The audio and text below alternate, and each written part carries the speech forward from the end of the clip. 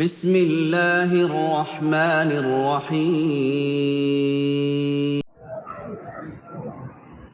السلام عليكم ورحمة الله وبركاته. الحمد لله رب العالمين وصلوات الله وسلامه على أشرف الأنبياء والمرسلين نبينا محمد وعلى آله وصحبه أجمعين أما بعد. أعوذ بالله من الشيطان الرجيم. وأنكحوا الأيام منكم والصالحين من عبادكم وإمائكم إن يكونوا فقراء يغنيهم الله من فضله والله واسع عليم. அன்பிற்குரித்தான சகோதர சகோதரிகளே, அல்லாஹுடைய அளப்பரிய கிருபையினால் புனிதமிகு ரமலானுடைய மாதத்தில் பகல் காலங்களில் நோன்பு நோற்று இரவு நேரங்களில் நபிகள் நாயகம் ஸல்லல்லாஹு அலைஹி வஸல்லம் அவர்கள் நடைமுறைப்படுத்தி காட்டி ஆர்வமூட்டிய ஒரு சுன்னத்தான தொழுகை நிறைவேற்றிவிட்டு நாம் சார்ந்திருக்கக்கூடிய இஸ்லாம் சம்பந்தப்பட்ட சில விஷயங்களை தெரிந்து கொள்வதற்காக நாம் இங்கு குறைந்திருக்கின்றோம். அன்பிற்குரித்தானவர்களே, ஒரு இஸ்லாமிய குடும்பம் அது அமைக்கப்படுவதற்கு தேவைப்படக்கூடிய விஷயங்கள் என்ன என்பதை பற்றி நாம் கடந்த சில நாட்களாக பேசிக் கொண்டிருக்கிறோம். திருமணத்தை பொறுத்த வரைக்கும் இஸ்லாம் மிக இலகுவாகவும் எளிமையாகவும் நடத்த நமக்கு பல்வேறு வழிகாட்டுதல்கள் வழங்கியிருக்கு. இஸ்லாமிய மார்க்கத்தில் சொல்லப்பட்ட முறையை நாம் அனுசரித்து நம்முடைய சமுதாயத்தில் நடைபெறக்கூடிய திருமணங்களை நாம் மேற்கொண்டமையானால் இலகுவாக எல்லோருக்கும் திருமண வாழ்க்கை கிடைப்பது என்பது சாத்தியம். நாம சில சிரமங்களை ஏற்படுத்திக் கொண்டு திருமணம் செய்வது ஒரு மிகப்பெரிய சவாலாக ஆக்கிவிட்டக்கூடிய ஒரு சூழ்நிலை இருந்து கொண்டிருக்கிறது. இஸ்லாமிய திருமணத்தை பொறுத்த வரைக்கும் நான் ஆரம்பத்தில் சொன்னேன், திருமணம் செய்து கொள்ளக்கூடிய ஆண் பெண்ணுடைய முழு சம்மதம் வேண்டும், பெண்ணுக்கு வழி வேணும், சாட்சிகள் வேணும். அதற்கு பிறகு கணவன் வரக்கூடிய அந்த மணமகன் தன்னுடைய மனைவிக்கு மகரை கொடுக்க வேண்டும். அந்த மகர் அந்த அவையிலேயே கொடுக்கலாம் அல்லது பிறகு கூட கொடுக்கலாம். எவ்வளவு கொடுக்க வேண்டும் என்பது இஸ்லாம் வரையறை சொல்லவில்லை. அவரவருடைய வசதிக்கு ஏற்றாற்போல் அவர்கள் தங்களுடைய மகர்களை கொடுக்கலாம். மகர் என்பது கட்டாயம் கொடுத்தே ஆகும். அல்லாஹ் ரப்புல் ஆலமீன் தன்னுடைய திருமறையில் குர்ஆனில் வாத்து நிசா சதகாத்திஹின்ன நிஹ்லா, பெண்களுக்கு அவர்களுக்குரிய சதுகாத் சொன்ன மகர், அவருடைய மகர் தொகையை மனமுவந்து கொடுங்க. கஷ்டப்பட்டு சிரமப்பட்டு என்னடா செய்யறதுன்னு நினைச்சு கொடுக்காதீங்க. மகிழ்ச்சியோடு மன மகிழ்வோடு அதை வழங்குங்கள் சொல்லி காட்டுறாங்க. நபிகள் நாயகம் ஸல்லல்லாஹு அலைஹி வஸல்லம் அவர்கள் தன்னுடைய மனைவிமார்களுக்கு எவ்வளவு மகர் கொடுத்தார்கள் என்ற ஒரு செய்தியும் உங்களுக்கு நான் ஏற்கனவே சொல்லி இருக்கிறேன். 12 ஊக்கியா, கிட்டத்தட்ட 500 திர்ஹம். அதனை எடுத்து மகர் கொடுக்கக்கூடிய அந்த மனிதர் சிரமப்படும் போது சிரமத்தை சரி செய்வதற்காக நபிகள் நாயகம் ஸல்லல்லாஹு அலைஹி வஸல்லம் அவர்கள் ஒரு சஹாபிக்கு இருக்காங்க. திருமறை குர்ஆனுடைய அத்தியாயங்கள் மனப்பாடம் இருக்கக்கூடிய சூழலில் அந்த திருமண அத்தியாயங்களை அந்த பெண்ணுக்கு கற்றுக் கொடுப்பதே மகராக நபிகள் நாயகம் ஸல்லல்லாஹு அலைஹி வஸல்லம் சொல்லியிருக்கிறாங்க. இது எப்போன்னு கேட்டீங்கன்னா, பொருளாதார வசதி இல்லாத போது. பொருளாதார வசதி இருந்துகிட்டு என்னத்துக்கு காசு கொடுப்பானே, எதுக்கு நகையை கொடுப்பானே, பேசாம சில சூறாக்களை மனப்பாடம் பண்ணி அந்த பெண்ணுக்கு மகரா கொடுத்தோம்னு நினைச்சிட கூடாது. சில தேவைகள், சில நெருக்கடிகள், சில நிர்பந்தங்களின் போது இஸ்லாம் என்ன செய்யும், எல்லாருக்கும் திருமணம் வாழ்க்கை கிடைக்கணுமா இல்லையா? அதனால நபிகள் நாயகம் ஸல்லல்லாஹு அலைஹி வஸல்லம் அவர்கள் அப்படிப்பட்ட ஒரு வழியை நமக்கு காட்டி தந்திருக்கிறார்கள். இதை எடுத்து திருமணம் செய்வதற்காக நாம் தேர்வு செய்யக்கூடிய பெண் அவர்களுடைய உறவு முறை என்ன முதல்ல தெளிவா தெரிஞ்சுக்கணும். அது தெரியாம இஸ்லாத்தில் தடை செய்யப்பட்ட உறவு முறைகள் நம்ம என்ன செய்யக்கூடாது, திருமணம் செய்து விடக் கூடாது. சில மதங்களில் தாய் மாம முற மாப்பிள்ளையா இருக்கும், பாத்தீங்களா இல்லையா? அப்படிதானே? ஆனா நம்முடைய மார்க்கத்தில் தாய் மாமா முற மாப்பிள்ளை இல்ல. முஹர்ரமாத் சொல்லுவாங்க. முஹர்ரமாத்னாக்கா தடை, நிக்காஹ் செய்வதற்காக தடை செய்யப்பட்டவர்கள். குறிப்பாக இஸ்லாம் என்ன சொல்லுது, ஒரு பெண் ஒரு நாளுக்கான பிரயாணத்தை மேற்கொண்டால் மஹரம் இல்லாமல் பிரயாணத்தை செய்யக்கூடாது. சட்டம் தெரியும் உங்களுக்கு. ஈவன் ஒரு கட்டத்தில் ஹஜ்ஜுக்கு செய்யக்கூடியவங்க பெண்கள் ஹஜ்ஜுக்கு போனாங்கன்னாக்கா மஹரமோட தான் போகணும். இல்லாட்டா பர்மிஷன் தர மாட்டாங்க. இப்ப பர்மிஷன் தர்றாங்க. அது வேற விஷயம். இது மஹரம்ங்கிறது என்ன? திருமணம் செய்ய தடை செய்யப்பட்டவர்கள். இந்த மஹரம் வந்து 2 விதமா நாம் பிரிக்கலாம். ஒண்ணு வந்து நிரந்தரமான மஹரம். எந்த சூழலிலும் அந்த பெண் நமக்கு ஹலாலாக திருமணம் செய்வதற்கு ஹலாலாக மாட்டார். சில என்ன கேட்டீங்கன்னா, சில சூழ்நிலைகளில், சில சந்தர்ப்பங்களில், சில நேரங்களில் மஹரமா இருக்கும். நீங்க தான் அது மஹரம் திருமணம் செய்யலாம். புரிஞ்சுக்க சொல்றேன்னு, ஒரு சகோதர சகோதரிகள் இருக்காங்க 2 பேர் இருக்கா இல்லையா? ஒரே நேரத்தில் 2 சகோதரி திருமணம் முடிக்கலாமா? முடிக்க கூடாது. தடை செய்யப்பட்டதானே. ஆனால் முதல் சகோதரி இறந்து விட்டால் 2வது செய்யலாமா இல்லையா? இது தற்காலிகமான தடை. சில நிரந்தர தடை இருக்கும், சிலது தற்காலிகமான தடை இருக்கும்.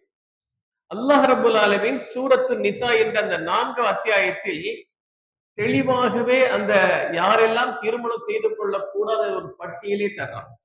அது போக நபிகள் நாயகம் ஸல்லல்லாஹு அலைஹி வஸல்லம் அவர்கள் ஒரு சில அதிகப்படியான உறவுகளையும் சொல்லி காட்டுவாங்க. நீங்க சூரத்து நிசாவுல வந்து 22வது அத்தியாயத்தை எடுத்து பாத்தீங்கன்னா, அல்லாஹ் ரப்பல் ஆலமீன் அதற்கான சட்டத்தை நமக்கு தெளிவா சொல்லி காட்டும். அதற்கு முன்பாக எந்தெந்த உறவு முறைகளை நாம் திருமணம் செய்து கொள்ளக்கூடாதுங்கிறது தெளிவா தெரிஞ்சுக்கணும். நான் ஏற்கனவே சொன்ன உங்களுக்கு, அதாவது நிரந்தரமாக தடை செய்யப்பட்டவர்கள். அதை 3 வகையா பிரிக்கலாம். ஒண்ணு ரத்த உறவுன்னு சொல்லக்கூடியவங்க. கிட்டத்தட்ட 7 வகையான நபர்கள் அதுல வருவாங்க. உம்மாமார்கள். என்னது? உம்மாமார்கள். நீங்க கேட்கலாம், யாரா உம்மா போய் கல்யாணம் முடிப்பாங்களான்னு கேட்டு. அரேபிய நாட்டுல என்ன இப்படி ஒரு பழக்கம் தெரியுமா? ஒரு மனிதனுக்கு ஒன்றுக்கு மேற்பட்ட மனைவி இருக்கும் பொழுது தன்னை பெற்றெடுத்த அந்த தாயை தவிர்த்து தன்னுடைய தந்தைக்கு இன்னொரு மனைவி இருப்பாங்களா இல்லையா? சித்தி பித்தி சொல்லுவீங்களே, இருக்காங்க இல்லையா? அவங்க என்ன செய்வாங்க? தந்தை இறந்த பிறகு அவங்கள திருமணம் முடிப்பாங்க. அவங்க உம்மா இல்லைல்ல, அவங்களுக்கு அசல் உம்மா இல்லை தானே. வாப்பாட கொண்டாட்டி, அவ்வளவுதான். வாப்பாவுடைய மனைவி. புரிஞ்சுக்கிட்டீங்களா? அப்ப என்ன செய்யணும்? அவங்களை திருமணம் முடிக்கக்கூடிய நிலைமை இருந்துச்சு. அறியாமை காலத்துடைய பழக்கத்தை நீங்க எடுத்து பாத்தீங்கன்னா, ஒரு மனிதனுக்கு ஒன்றுக்கு மேற்பட்ட மனைவி இருக்கும் போது அந்த தந்தை இறக்கக்கூடிய அந்த சூழலில் அந்த பிள்ளைகள் என்ன தெரியுமா செய்வாங்க? எந்த பெண்ணு தனக்கு பிடித்தமானதோ மேல துணியை போட்டுடுவாங்க. வாசல சீட்டு பிடிக்கிற போல. விளங்கிட்டீங்களா? இந்த அளவுக்கு ஒரு மோசமான சூழல் அறியாமை காலத்தில் இருந்தது. எனவே தான் அல்லாஹ் தஆலா ரப்பல் ஆலமீன் தாய் என்ற அந்தஸ்துக்கு வந்து விட்டால் முடிஞ்சு போச்சு. உன்னை பெற்றெடுத்த தாயாக இருக்கலாம், அல்லது தன்னுடைய தந்தையுடைய மனைவியாக இருந்தாலும் சரிதான். உன்னுடைய உம்மாவுடைய ஸ்தானத்துல இருக்கிறார், அவளை திருமணம் முடிக்க கூடாது என்ற ஒரு சட்டத்தை இஸ்லாம் நமக்கு வழங்குகிறது. இரண்டாவதாக பனாத் சொல்லப்படக்கூடிய மகள்கள். மகள் என்னன்னா, அதுக்கு தெளிவா தெரிஞ்சுக்கணும். மகனுடைய மகள் இருக்காங்க இல்லையா?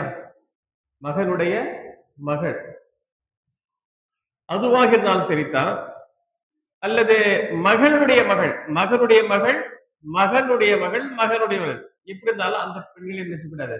அவங்கள பெண்கள் தான் திருமணம் முடிப்பதற்கு தடை செய்யப்படும். ஒரு தந்தை தன்னுடைய மகள் என்ன செய்ய முடியாது? திருமணம் முடிக்க முடியாது. மூன்றாவதாக உடன் பிறந்த சகோதரிகள், அவங்கள நம்ம என்ன செய்ய முடியாது? திருமணம் செய்ய முடியாது. உடன் பிறந்த சகோதரன் சரிதான், பாப்பா வழி அல்லது உம்மா வழி சகோதரன் தான் சரிதான். புரியுது? எப்படி இந்த பாப்பா வழி உம்மா வழி தெரியுதா? அதாவது பாப்பாக்காரர் ஏற்கனவே கல்யாணம் முடிச்சிருப்பாரு, அது முன்னாள் மனைவி மூலமாக என்ன இருக்கும்? குழந்தைகள் இருப்பாங்க. அப்புறம் இரண்டாவது முடிச்சிருப்பாரு, அந்த மனைவி மூலமா குழந்தை இருக்கும். அப்ப 2 பேருடைய உறவு முறை என்ன? அக்கா அக்கா அண்ணன் தம்பி தானே வருவாங்க. எனவே உம்மா வழியாக வரக்கூடிய சகோதர சரிதான், அல்லது பாப்பா வழியாக வர சகோதர சரிதான், 2மே தடை செய்யப்பட்டது. நிரந்தரமான தடை. அதே போல பனாத்துல் அஹ்னு சொல்லப்படக்கூடிய சகோதரனுடைய பிள்ளைகளை. அப்ப சகோதர பிள்ளைகள் நடக்கும் என்ன வருவாரு? சாச்சாப்பாவா?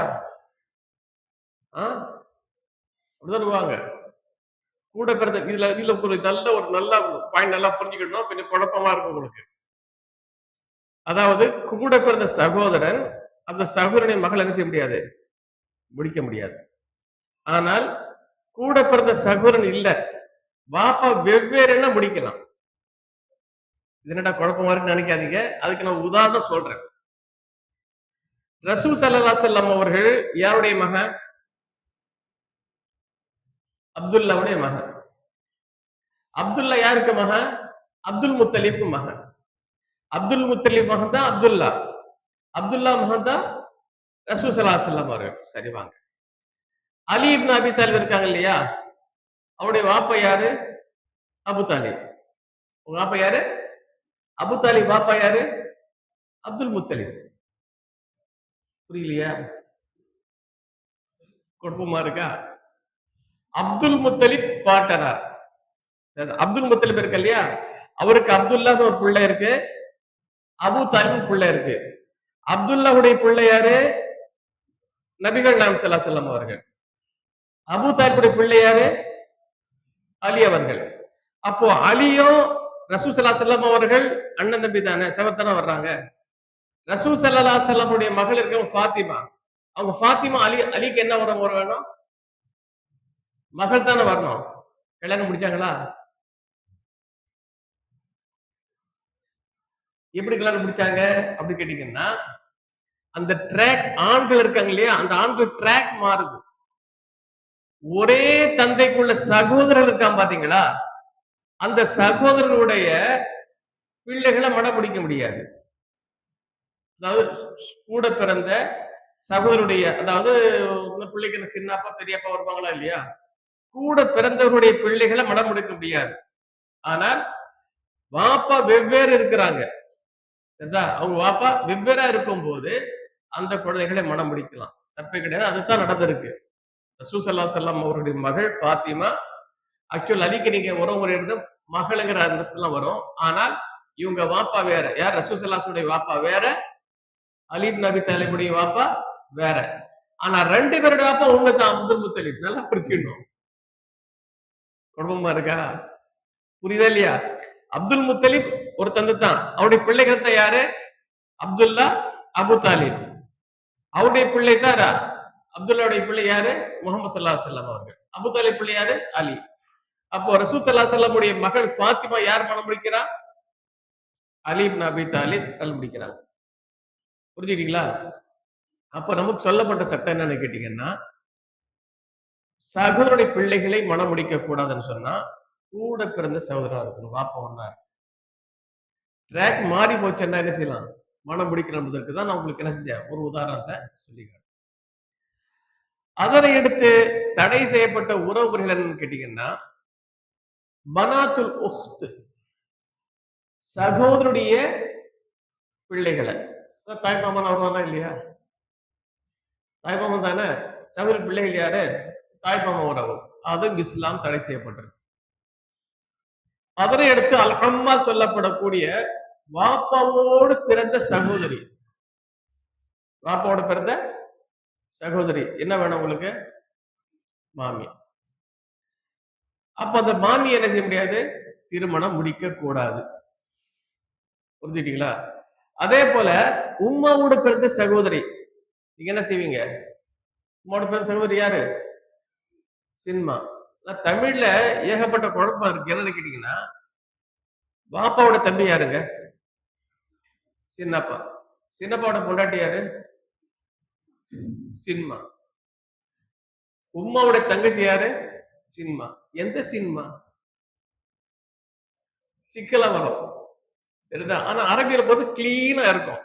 அம்முன்னு சொன்னா வாப்பாவோட பிறந்தவர். சரிதா? வாப்பாவோட பிறந்தவங்களுக்கு அம்மு அம்மாம்பாங்க. உம்மாவோட பிறந்தவருக்கு ஹால் ஹாலாம்பாங்க. உருதுக்கார சொல்லுவாங்க ஹாலா அப்படின்னு சொல்லிட்டு போயிடுவாங்க. அப்ப நல்லா புரிஞ்சுக்கிடணும். வாப்பாவோடு பிறந்த சகோதரிகளை என்ன செய்ய முடியாது? திருமணம் முடிக்க முடியாது. உம்மாவுடைய சகோதரி என்ன செய்ய முடியாது, திருமணம் முடிக்க முடியாது, இஸ்லாத்தில் தடை செய்யப்பட்டு இருக்கு. அதனை எடுத்து வாங்க விஷயத்துக்கு லிஸ்ட் ஒழுங்கு தெளிவா புரிஞ்சுக்கணும். ஏன்னா யார கல்யாணம் முடிக்கலாம், யார கல்யாணம் முடிக்கூடாதுன்னு தெளிவா தெரிஞ்சுக்குமா இல்லையா? இதனை எடுத்து பால்குடி உறவுகள் இருக்கு பாத்தீங்களா, பால்குடி உறவுகள்லையும் என்ன செய்ய முடியாது, திருமணம் முடிக்க முடியாது.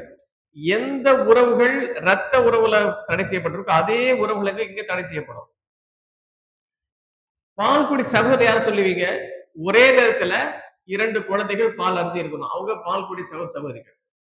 ஒருத்தவர் என்ன செய்யறாரு, அதுல பால் குடிக்கல, ஒரு வேற ஒருத்தர் பிடிச்சிருக்கிறாரு வெவ்வேறு கட்டத்துல, அது வேற சட்டமா போயிடும். ஒரே சந்தர்ப்பத்தில் 2 பேர் ஒரு தாயிடம் பால் பருகி இருந்தா அவங்க 2 பேரும் செய்ய திருமணம் செய்யக்கூடாது. அந்த சம்பவத்தை நான் ஏற்கனவே சொன்ன புகாரில வரக்கூடிய சம்பவம். உக்பாங்களுடைய ஒரு நபர் அங்க கல்யாணம் முடிச்சிடுறாரு.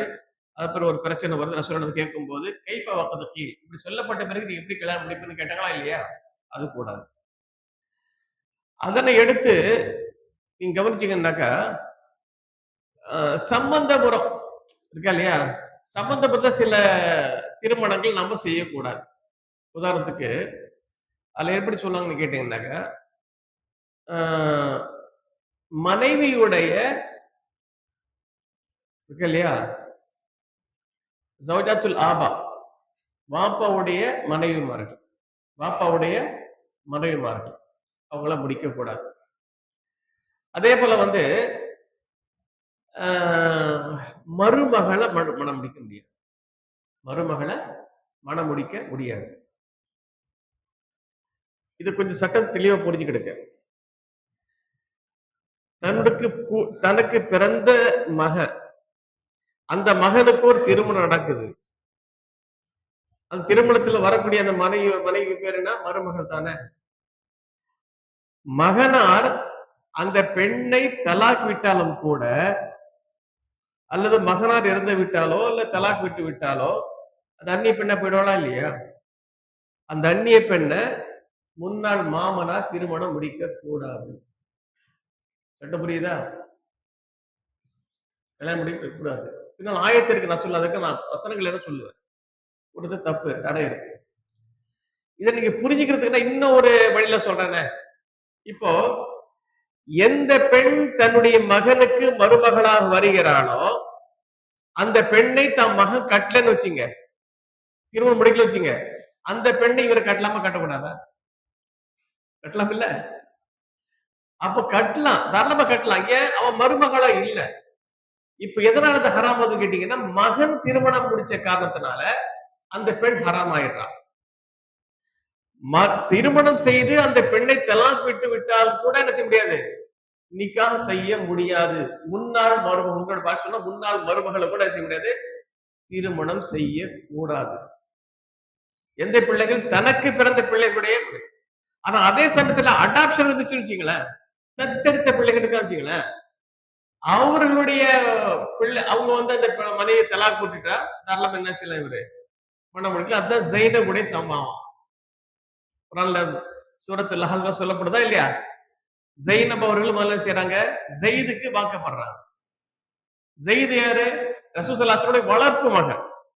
அவங்கள வளர்த்துட்டு இருக்கிறாங்க. அல்லாஹ் ரப்பல் ஆலமீன் திருமறை குர்ஆன் சட்ட திருத்தத்தை கொண்டு வரான். உதுஊஹும் லி ஆபாயிஹிம், அந்த தத்தெடுத்த பிள்ளைகளை அவர்களுடைய தந்தையுடைய பெயரை கொண்டு நீங்கள் அழையுங்கள். அவருடைய தந்தை யார் என்று தெரியாமல் போனால், ஏன்னா சமயத்துல தொட்டில் குழந்தை போட்டு போயிடுவாங்களா இல்லையா, அந்த குழந்தை தகப்ப யாருன்னு தெரியாது. புரிஞ்சுக்கிட்டீங்களா?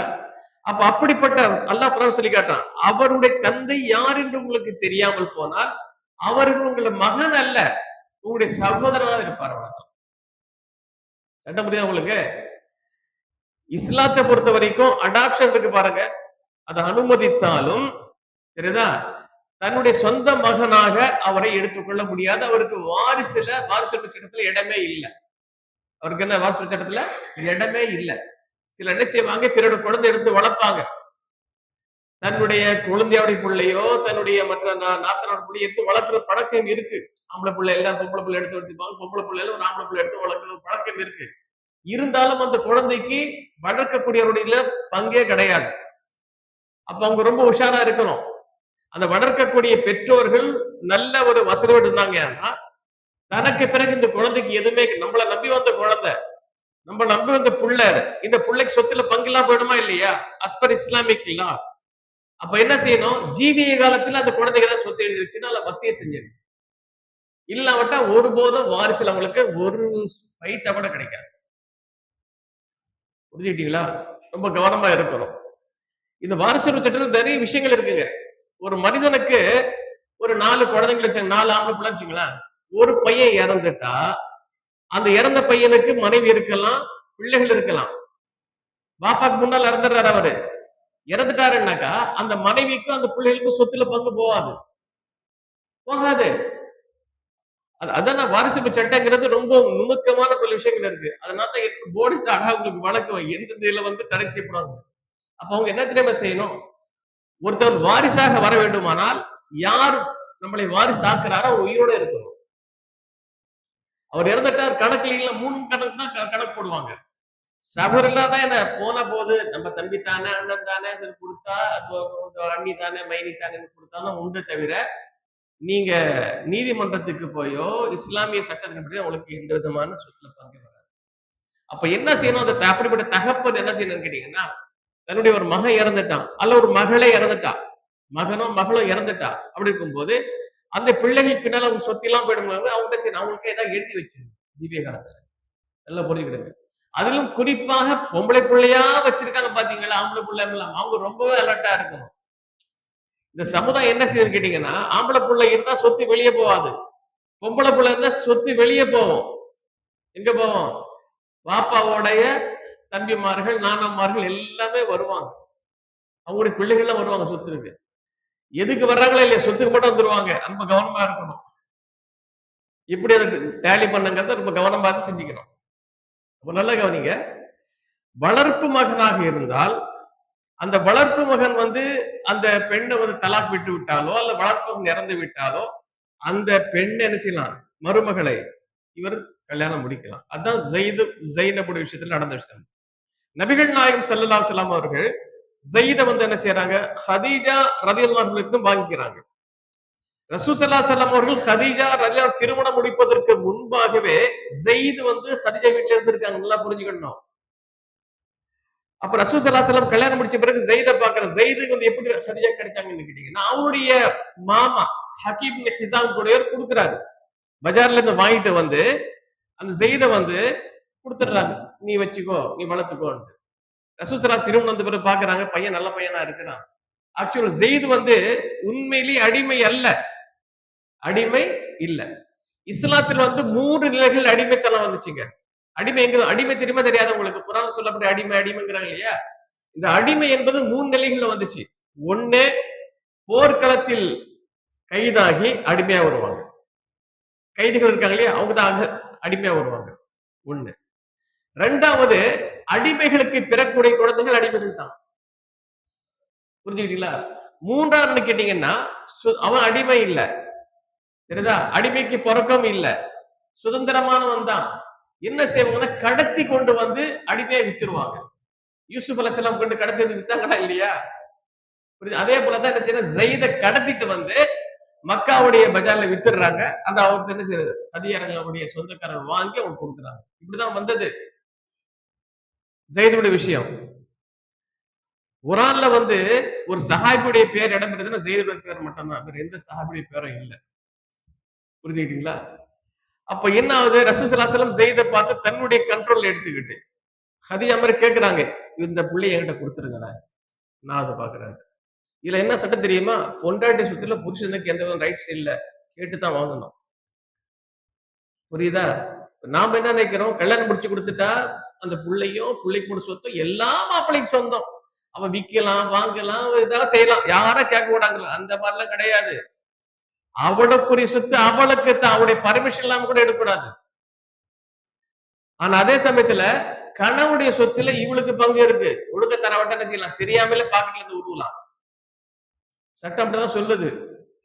ஒரு பெண்மணி நபிகள் நாயகம் சொல்றாங்க, இறை தூதரவர்களே, என்னுடைய கணவர் மிகப்பெரிய கஞ்சனாக இருக்கிறார், எனக்கும் என்னுடைய குழந்தைகளுக்கும் போதுமான அளவுக்கு செலவுக்கு தரமாட்டேங்கிறாரு.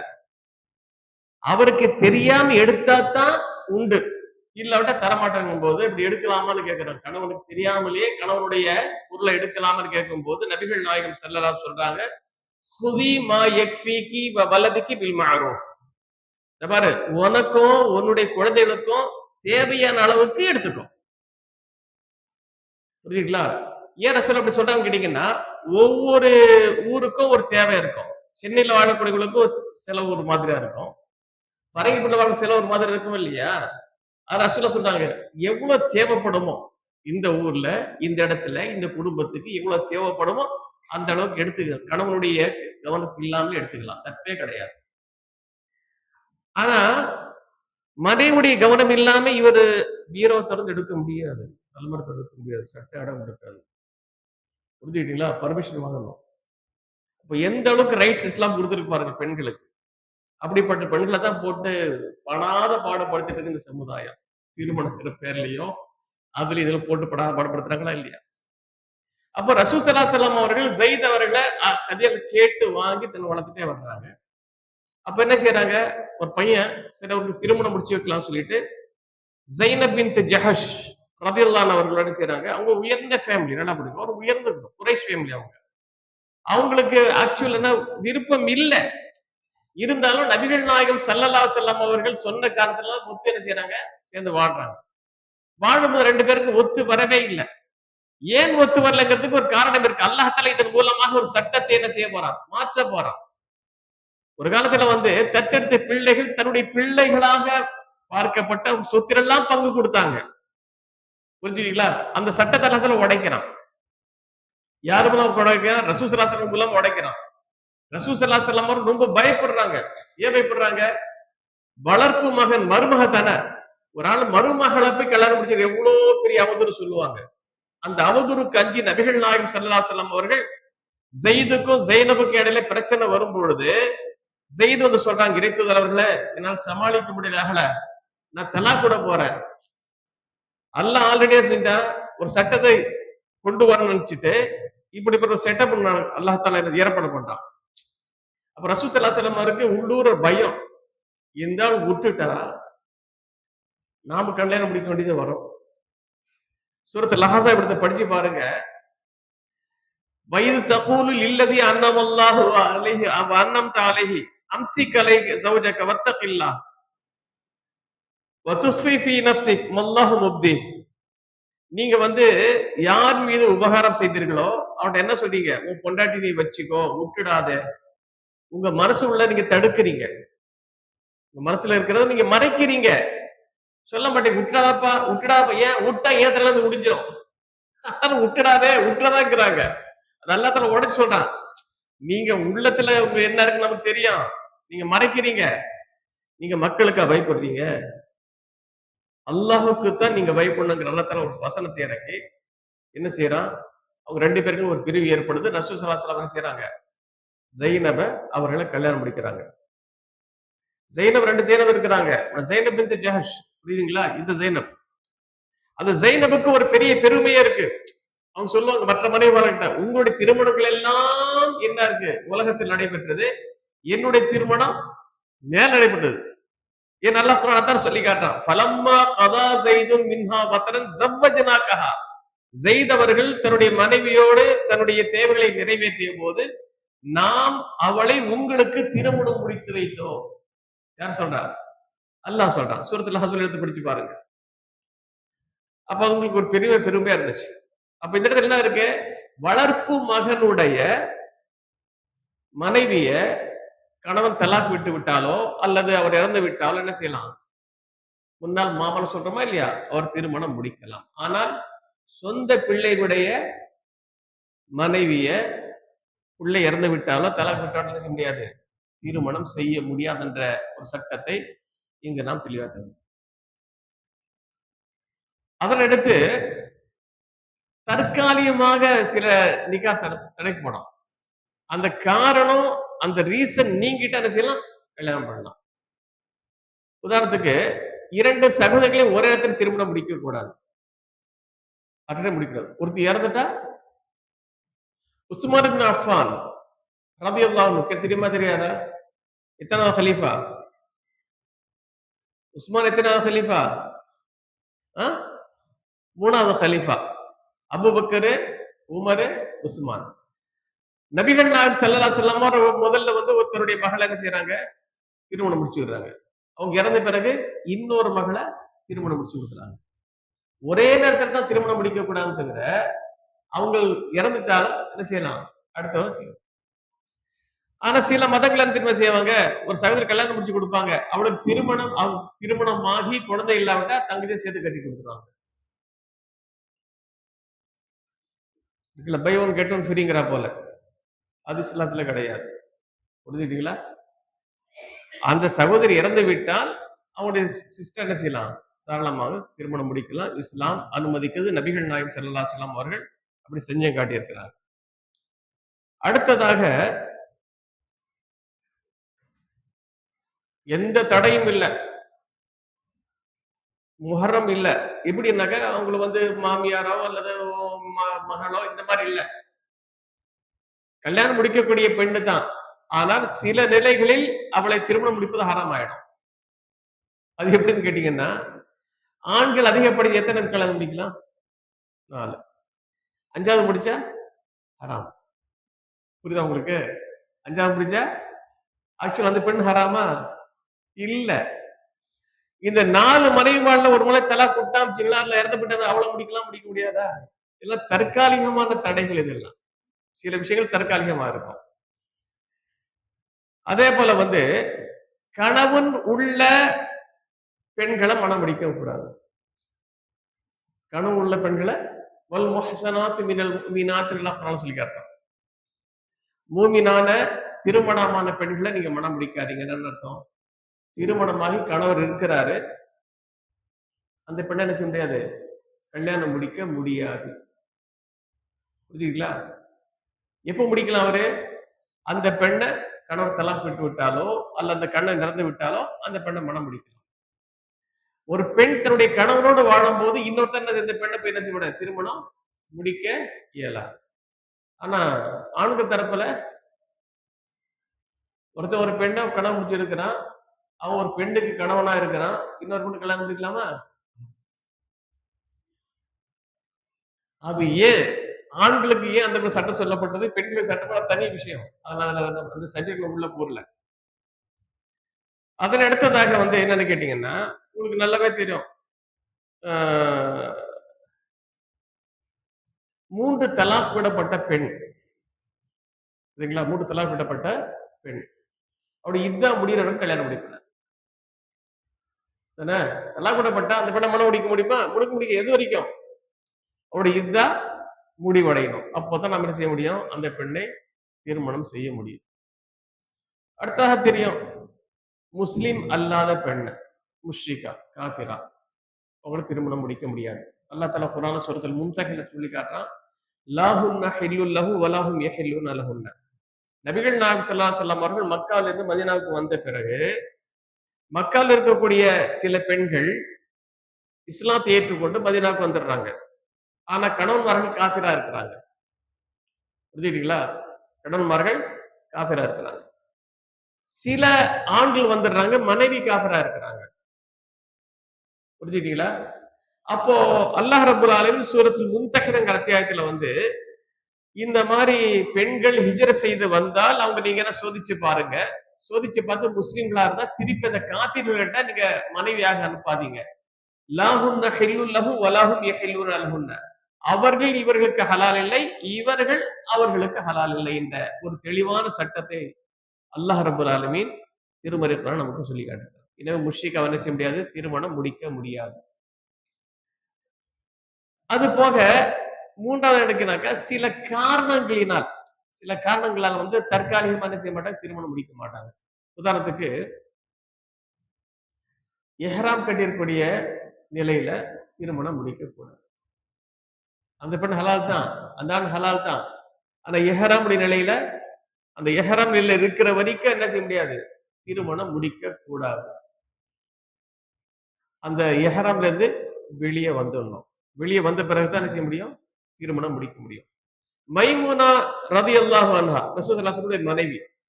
நீங்க சஹீஹ் புகாரில பாத்தீங்கன்னா 2 விதமான அறிவிப்பு இருக்கும். நபிகள் நாயகம் ஸல்லல்லாஹு அலைஹி வஸல்லம் அவர்கள் மைமூனா ரலியல்லாஹு அவர்களை இஹ்ராமுடைய நிலையில் தான் மணம் முடிச்சாங்கன்னு வரும் ஒரு ஹதீஸ். புரிஞ்சுட்டீங்களா? அப்ப என்ன, ரசூல் ஸல்லல்லாஹு அலைஹி வஸல்லம் தடை பண்ணி இருக்கிறாங்க. இப்படி மணம் முடிச்சாங்கன்னு ஒரு பிரச்சனை உண்டதா இல்லையா? இன்னொரு ஹதீஸ்ல வந்து மைமுனா சொல்றாங்க, நபிகள் நாயகம் ஸல்லல்லாஹு அலைஹி வஸல்லம் அவர்கள் என்னை வந்து இஹ்ராம் நிலையிலே திருமணம் முடிக்கவில்லை, ஹலாலான பிறகு தான் கல்யாணம் முடிச்சிருக்காங்கன்னு சொல்றாங்க. இப்ப 2 விதமான ஒரு கருத்து வந்து போச்சா இல்லையா? இப்படி இரு வேறு கருத்துக்கள், முரண்பட்ட கருத்துக்கள் வரும்போது நம்ம எப்படி எடுக்கணும்னு கேட்டீங்கன்னா, சம்பந்தப்பட்ட நபர் என்ன சொன்னா அதான் நம்ம எடுக்கணும். கல்யாணம் பண்ணது யாரு? மைமுனா தானே? அவங்களுக்கு தான் உண்மை தெரியும். அப்ப அவருடைய ஸ்டேட்மெண்ட் தான் நம்ம எடுக்கணும்.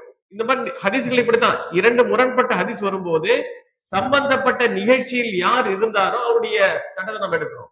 உதாரணத்திற்கு ரசூல் ஸல்லல்லாஹு அலைஹி வஸல்லம் அவர்கள் காபத்துல்லாஹ்க்குள் உள்ளே போய் தொழவில்லைன்னு ஒரு சஹாபி சொல்றாரு. அதே புகாரில இருக்கும். நபிகள் ஸல்லல்லாஹு அலைஹி வஸல்லம் காபத்துல்லாஹ்க்கு உள்ள, வெளியில காபத்துல்லாஹ்க்கு உள்ள தொழவில்லைன்னு சொல்றாங்க. சரிதா? யார் சொல்றா? அப்துல்லாஹ் இப்னு உமர் சொல்றாரு. ஆனா அவங்களோட இந்த பிலால் சொல்றாங்க ரசூல் ஸல்லல்லாஹு அலைஹி வஸல்லம் தொழுதாங்கன்னு. உள்ள இருக்கிறது தானே தெரியும் தொழுதாங்களா இல்லையான்னு. வெளிய இருக்கிறது தெரியாது தானே. அப்போ 2 முரண்பட்ட கருத்துக்கள் வரும்போது ஹதீஸை நம்ம எப்படி இதான் சரியான ஹதீஸ், அதான் சரியான ஹதீஸ் இருக்கும்போது முரண்பாடுகள் எப்படி களையணும் நம்ம தெளிவா தெரிஞ்சுக்கணும். அப்போ இதே தான் நபிகள் நாயகம் ஸல்லல்லாஹு அலைஹி வஸல்லம் மைமூனா ரலியல்லாஹு அவர்களை இஹ்ராமுடைய நிலையில், அந்த ஹஜ்ஜுடைய உம்ராவுடைய நிலையில், அந்த இஹ்ராம் நிலையில கல்யாணம் முடிச்சாங்கன்னு ஒரு ஹதீஸ் இருக்கும், முடிக்கல ஒரு ஹதீஸ் இருக்கும். ஆக்சுவல் முடிக்க கூடாது, அதுதான் உண்மை. இப்படி சில சூழ்நிலைகளை புரிஞ்சுட்டு தான் என்ன செய்யணுமோ அந்த பெண்ணை தேர்வு செய்யணும். இந்த பெண்ணை திருமணம் செய்வதற்கு நமக்கு ஆகுமானதா, தடுக்கப்பட்டவங்களை பார்த்து தான் என்ன செய்யணும் நம்ம செய்யணும். நிறைய விஷயங்கள் இருக்குங்க. ஏற்கனவே இதே பரங்கிப்பேட்டில இருந்து ஒரு கேள்வி கூட வந்துச்சு. எப்படி கேள்வி? ஒரு சிக்கலான கேள்விதான். சம்பந்தி சம்பந்த சம்பந்தி இந்த பக்கம் சம்பந்தனுடைய மனைவி இறந்துடுறாங்க. புரியுதுங்களா? சம்பந்தனுடைய மனைவி இறந்துடுறாங்க, சம்பந்தம் உயிரோட இருக்கிறாரு. இவருடைய சம்பந்தம் இருக்கா இல்லையா? தவிர சம்பந்தம் இறந்துடுறாரு, சம்பந்தி இருக்கிறாங்க. இவருக்கு மனைவி இல்ல, இவளுக்கு கனவு இல்ல. இப்ப 2 பேரும் கல்யாணம் முடிக்கலாமா? முடிக்கலாமா? சொல்லுங்க. முடிக்கலாம், முடிக்கூடாதா? முடிக்கணும்.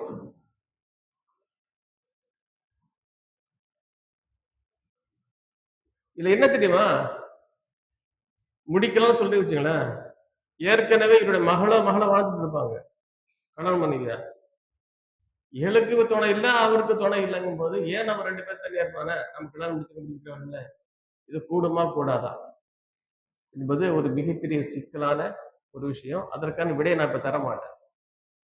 நீங்க யோசனை பண்ணி சொல்லுங்க. எனவே திருமணத்துல நிறைய விஷயங்கள் இருக்கு இல்லையா? இஸ்லாமிய குடும்பவியல்ல வந்து நிறைய விஷயங்கள் பார்க்க வேண்டியது இருக்கு. அது ரொம்ப மைன்யூட்டா ஒண்ணு பார்த்து செய்யக்கூடிய சூழ்நிலை நம்ம இருக்கிறோங்க. எனவே எந்த பெண்ணை நாம் திருமணம் முடிக்க போறோம்னா, அந்த பெண் நாம் திருமணம் செய்வதற்கு அனுமதிக்கப்பட்டவளா, தடுக்கப்பட்டவளா முதல்ல பார்க்கணும். அதுக்கு பிறகு செய்யணும். மற்றபடி நீங்க திருமணத்திற்கான ஒப்பந்தமோ, மஹர் கொடுக்கிறதோ, சாட்சிகள் வச்சுக்கிறதோ எல்லாமே வரணும். புரியுதுங்களா? சரி. இதனை எடுத்து நம்ம என்ன சப்ஜெக்ட் போறோம் கேட்டீங்கன்னா, வலிமாவுக்கு வரணும். வலிமாவுக்கு வரணும். இன்ஷா அல்லாஹ் நாளைக்கு வலிமா எப்படி இருக்கணும், எப்படி நடத்தணும்னு பார்ப்போம். சுப்ஹானக்கல்லாஹும்ம வ பிஹம்திக அஷ்ஹது அன் லா இலாஹ